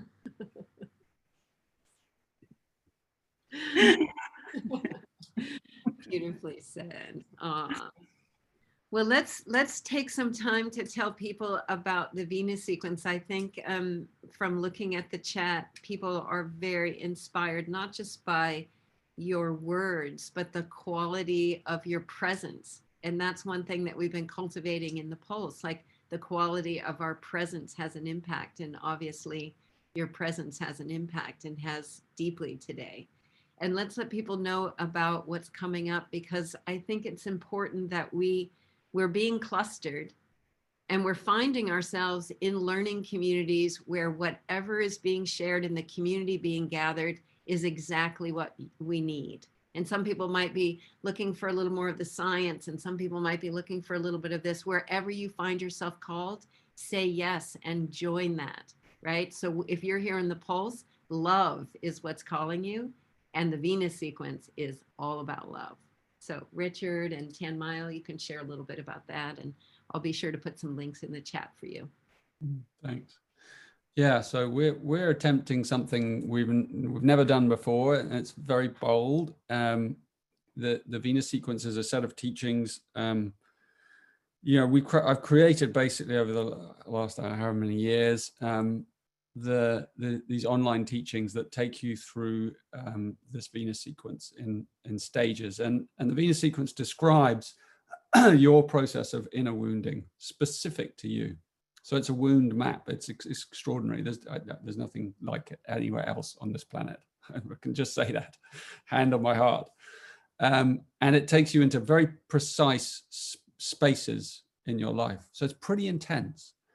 And so what we're doing is we're doing a virtual retreat, and it's 6 months long. So it's like a big thing because the sequence itself, it requires a level of commitment to our heart, to love, and to us integrating that into our daily lives. So it sounds like a lot, but actually the reality, if I just kind of make it practical for everyone, is it's around 2 hours a week of you looking at something, watching something, listening to something, reading something, you know, and then contemplating and applying that to your life. And there's a very strong rhythm to these, we call them the deep dives, you know, and because every week there's a pulse and a rhythm of something that we do, and that same rhythm continues over 6 months, so you have it 6 times. And what we do is we go deeper and deeper into this sequence. So we're journeying individually into our own sequences, which are unique to you. Your wounding patterns are unique to you, but then we are telling the story together as well. And then we come together at different times as a community to share, you know, in small groups of 5, breakout groups, 4 or 5, and then we share and we hear each other's experiences around how that is unraveling for us, and we support each other by real presence of listening, and it's really precious. And we have we create a very safe gentle container for the whole thing. And having said that, it's quite intense because a big field of, as you'll know, everyone who's been part of this call and who's part of this coherence, you know, when you come together as a community and you do a process together, especially one as deep as this and as long lasting as this, it will throw up things much more quickly than if you were just doing it on your own. It will just throw things up so that it will intensify your life. But, you know, I guess what I'd say to anyone who's considering it, and you can find out more in a minute, and then I'll let Tanmayo give you her notion because we're teaching it together. And we have a whole team behind us, I should say, who are a really precious group of people. I would say, you know, the subject tonight is love. Have you got anything better to do for the next 6 months than contemplate love and take that deep, deep, deep into your life? Whether you're in a relationship, whether you're an intimate relationship, whether you're not in an intimate relationship, you know, it's about your relationship with your own heart, you know, and that involves all relationships in your life, from your parents to your sisters, to your brothers, to your, you know, grandparents, children, you know, everything, friends, enemies, if you have them, which I'm sure you don't as part of this community, because, you know, but, you know, it's a rich, rich experience. So my invitation is, you know, be a pioneer and come and do it with us and jump in, and it'll be a white knuckle ride. So Tanmayo, you can share.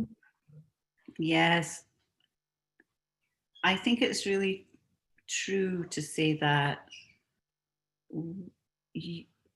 love and the map of the Venus sequence opens up some pretty big doors at times. So at the same time, we are held in the field of love. You know, all of the people who are engaged with are holding space. We have a whole Venus sequence community that is holding space. We have an ambassador circle in Gene Keys that are holding space. And beyond that, we have all the kingdoms and all the realms who are singing hallelujah that we are actually going to do this for 6 months. And often I'm asked, oh, this is about relationships. And I'm glad that Richard just said what he just said, Richard, is that, you know, our deepest longing is that communion with the inner beloved, that we project so much onto the other. We expect the other to fulfill all our dreams. And yet what we're really longing for is this divine communion within. And when we're resting there, held and whole and holy inside from this communion with the beloved, that's when we can truly meet the other in such heart-opening spaciousness. And all of the ideas of how they should be and shouldn't be, you know, the contracts of love, they disappear. You know, I've so often heard, I love you because, well, this is not love, this is a contract. Or I love you if, you know, love simply pours through the very cells of your being. It's not because, and it's not if, and it's not because you should or you do. There's something joyful in the fullness of the experience of it. And this Venus has the possibility and the full potential to bring you to. It might not do it in 6 months, but the healing that occurs through caring for your own woundedness. And it brings up grief because there is an aspect of relationships, you know, and in the old model, you know, they finished with acrimoniously and nobody spoke to each other and we still thought badly of each other. But this is not love. You know, this is this sharing, and then after the alchemy and the sharing and the distillation and the grace, sometimes there is an ending when there is a recognition that you can be of the same heart and go on your own road of life to fulfill your soul's journey in loving relationship. It's just changed form. But we can only do that if we come back inside and find this heartful opening space to be able to do that.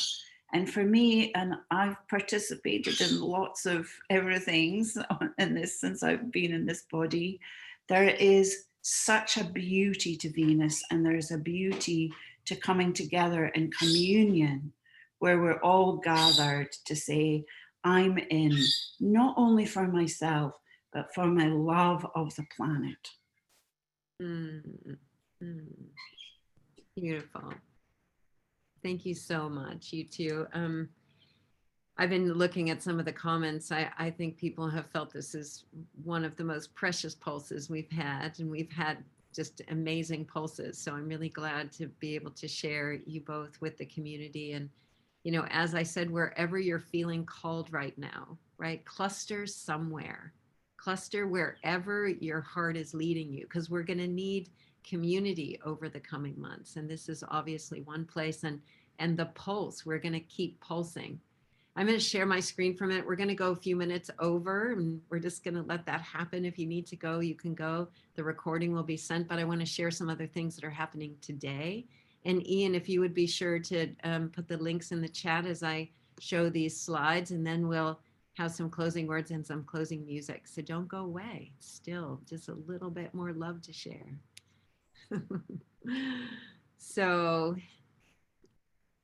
as I said, part of the pulse is for me to share some of my the organizations that I love, and the communities that I've helped to seed, and that I feel like are really places that we could bring our coherent practice. And so the Venus sequence, and you get to play with these too, and some other wonderful people from the community. So the links have been in the chat for that. I saw some of you have applied for scholarships. You know, definitely if you're feeling a call, jump in. This morning, I just got off right before we started this with the Freedom Portal with Foster Gamble. It was an incredible 2-hour session, and he's also forming a community where they're going to talk about some of the big issues that are happening and dive deep into them. And so if that's something you're looking for, that's another place that you could connect in with other people in a community who are diving deep and shifting our view of what's happening, as Richard said, being grateful for all of it and seeing how we can respond in powerful ways. Today, every third Saturday of the month, Global Days of Unity are also hosting events. And so today at 5 o'clock, the Uplift Pulse, they're calling it the Pulse too. So we're going to, every third Saturday, we're going to be pulsing the field all day. And they're having conversations where you ask questions to a panel of people. They had, I think this one has Bruce Lipton on it, Minoz is on it, don't remember who else, but they're definitely wonderful conversations and can continue the pulse all day. I also just found out that Humanity's team is doing a 3-day event. And so I put the link in the chat for you in case you're looking for some more content around the power of love. It's happening right now. Today they're in it, and the next couple of days.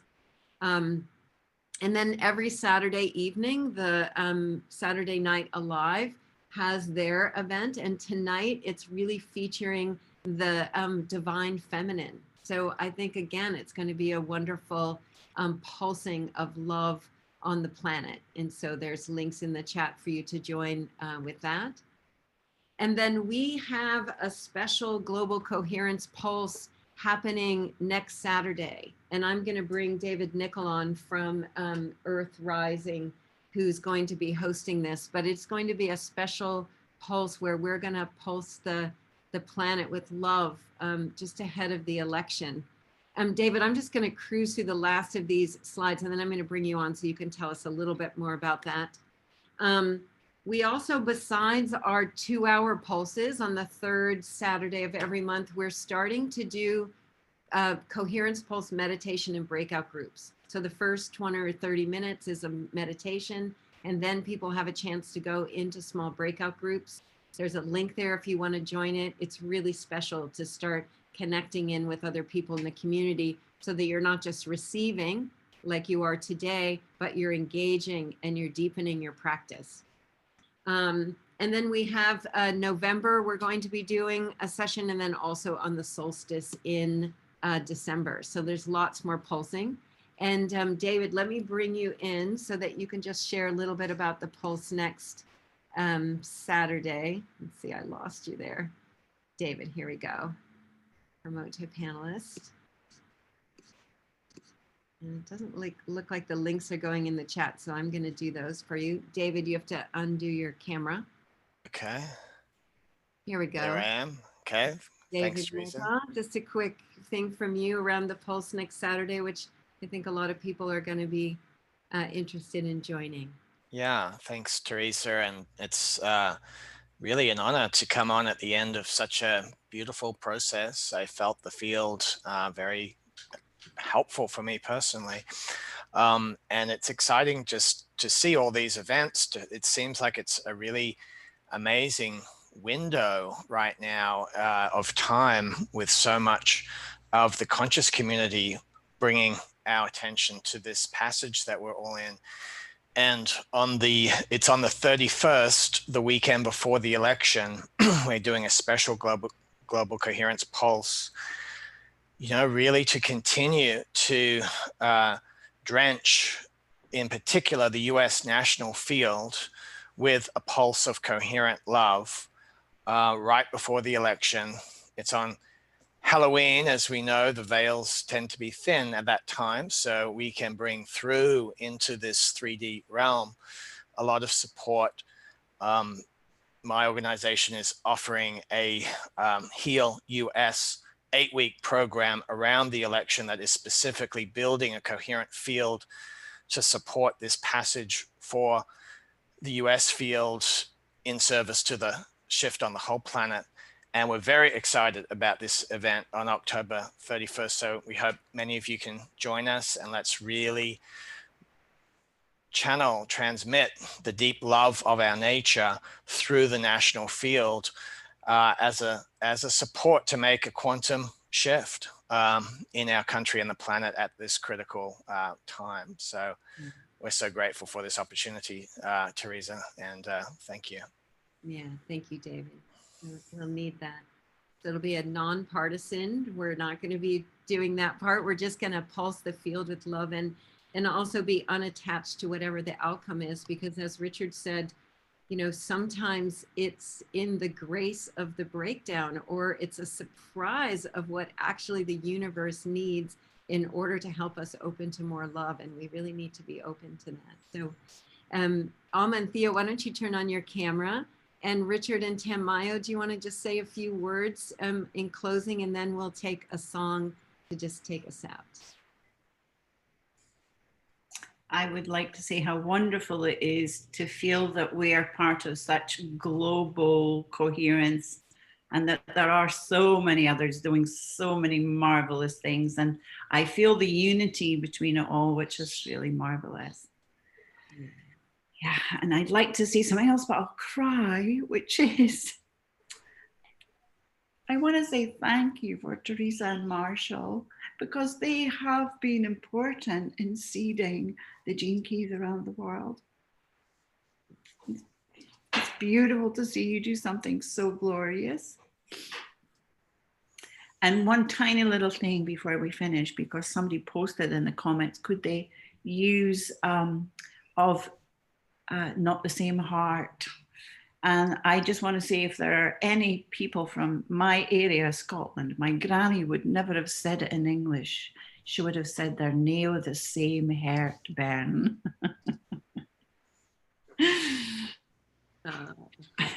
Thank you. So beautiful. And Richard, so great to have you today. Thank you so much for coming on. Thank you, Teresa, and thank you so much for having us and just hosting us so beautifully. And I love what you're creating here. I think it's amazing. And it feels like you've really kind of found your home, and somewhere where, a place where you can really like do your greatest work, to date from. So I'm really, really delighted for you and for this whole community. And I guess my prayer is that it just goes on expanding, and you get your million and more, so that's my kind of, my prayer for this amazing endeavor and for you. And a big thank you to Entheo. It's just so great to hear you singing and see your beautiful faces again. I'm just delighted. Thank you, Tanmayo, and thank you everyone that's been listening to this, and your little things going down the side. That's fantastic, and I hope to see you in the Venus sequence or any other time in the cosmos. I'm always gonna be here, like doing my thing. So come and jump on board my ship for a bit and check out, my sailing techniques. Okay. Thank you, Richard. So precious. This has just been such I have a good full cellar as well on board, so All right, well, let's stay in this love while Theo and Alma take us out of this pulse, and let's just keep sharing this love into the field today and every day.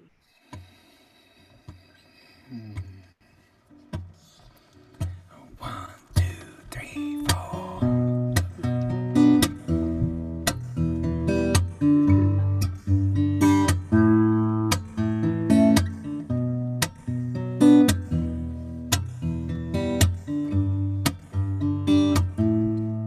Calling on the medicine of the forest, living in the only moment there is, flowing like an ocean, green and golden, like a lotus from the mud.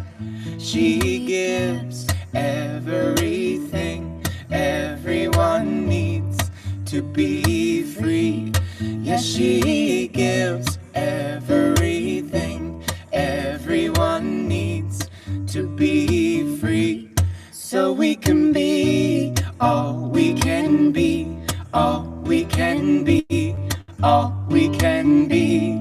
So we can be all we can be, all we can be, all we can be. Oh, breathe in the sunshine. Oh, fill up with the one life.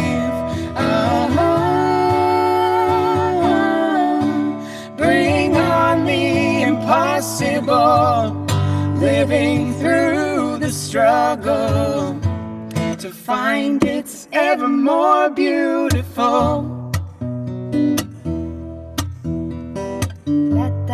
Ever more beautiful. Yes. So do I have the courage to face myself in the mirror, my reflection out there? Can I pull it all in? Do I have courage to see why I'm holding guard? Seeing the soldiers out there trying to make my life hard. Yes, it's very hard when you're leading the way, and I want to deepen into the tender places underneath that you think you gotta protect. I want to let there be a way inside me to fully release the love inside me. I got a wish to be set free in my relationships, so I can totally see you as you are, because you're so much more beautiful when I can just cut through the obscurations and be with you. When I'm with you, and we are in this stew, ingredients being stirred, making into a soup that's gonna be so delicious once it's finished. But we're just not done yet, so have a little patience and keep on expanding. Yeah, keep on embracing and allowing first. But and sometimes it's hard to embrace and allow and accept, but we do it because it's worth it. So we find the flow. We find that flow in the boat. Yeah. we find the flow is ever present, never ending, living intelligence. We are the evidence. Yes, we find the flow is ever present, never ending, living intelligence. We are the evidence. And the flow wants to feed us, wants to heal us. It wants us to be free in the feeling. The flow wants to feed us, wants to heal us, wants us to be free. Oh, breathe in the sunshine. Oh, fill up with the one life. Bring on the impossible, living through the struggle to find it's ever more beautiful.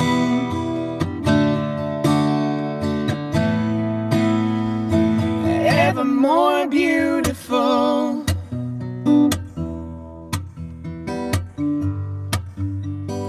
Ever more beautiful.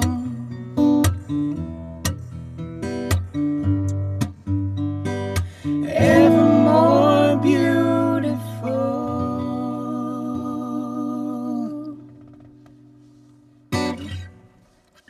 That was just a beautiful day. Yay. Thank you. Thank you, guys. Love you so much, Tanmayo. Bless you. So excited to see you again. And thank you, Richard, for being here, and everybody for pulsing the planet with so much love today. Blessings, everyone. Thank you. Have a lovely day.